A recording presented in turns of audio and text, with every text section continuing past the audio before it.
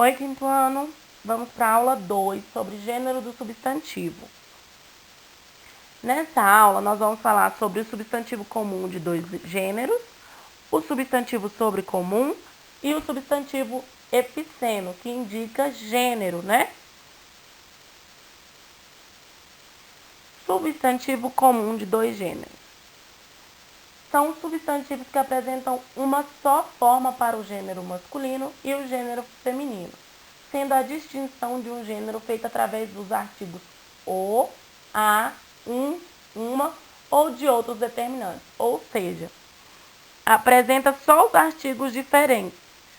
A única coisa que muda é o artigo. A palavra não varia nem para o masculino, nem para o feminino. A única coisa que muda é o artigo. Ou o, ou a, ou uma. Certo? Vamos aqui a alguns exemplos. Ajudante. O ajudante. A ajudante. Não variou a palavra. Ajudante é a mesma palavra.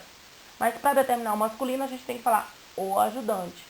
Se formos determinar para o feminino, tem que ser a ajudante. Cliente. A palavra também não varia. A cliente ou cliente. Se for variar, só muda o artigo. Uma cliente, um cliente. No feminino, uma cliente ou a cliente. No masculino, um cliente ou o cliente. Mais um exemplo. Estudante. Para determinar o masculino, o estudante ou um estudante. Para determinar o feminino, a estudante ou uma estudante. O último exemplo para vocês entenderem bem. Dentista. Para a gente determinar se o dentista ele é um homem, se ele é do gênero masculino, nós vamos falar o dentista. Ou determinando um dentista. Se for uma dentista mulher, se a médica, a doutora dentista, for do gênero feminino, vai ser a dentista ou uma dentista. Aqui tem exemplos para vocês. Flávio, quando eu crescer, quero ser jornalista. E você? Eu também sonho em ser jornalista, Sandra.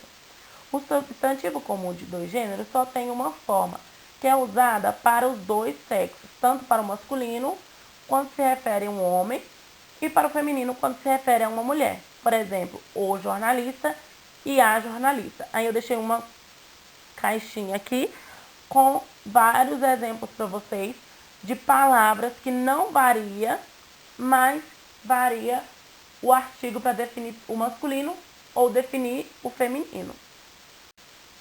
Quando o substantivo é sobrecomum. São substantivos sobrecomum os que nomeiam pessoas e apresentam um só gênero para o masculino e para o feminino. Então vamos lá.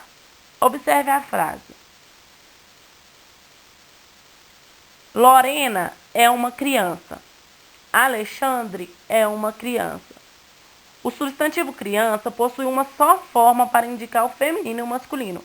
Ou seja, ele é um substantivo sobrecomum. Vamos a alguns exemplos de substantivo sobrecomum. Esqueleto. Tem que falar o esqueleto. Não existe a esqueleto ou a esqueleta. É o esqueleto, não tem a esqueleta. Só tem uma forma para indicar tanto o masculino quanto o feminino. A pessoa. Não existe o pessoa. Existe? Não existe.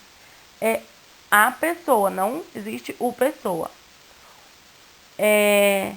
A vítima. Não existe o vítima.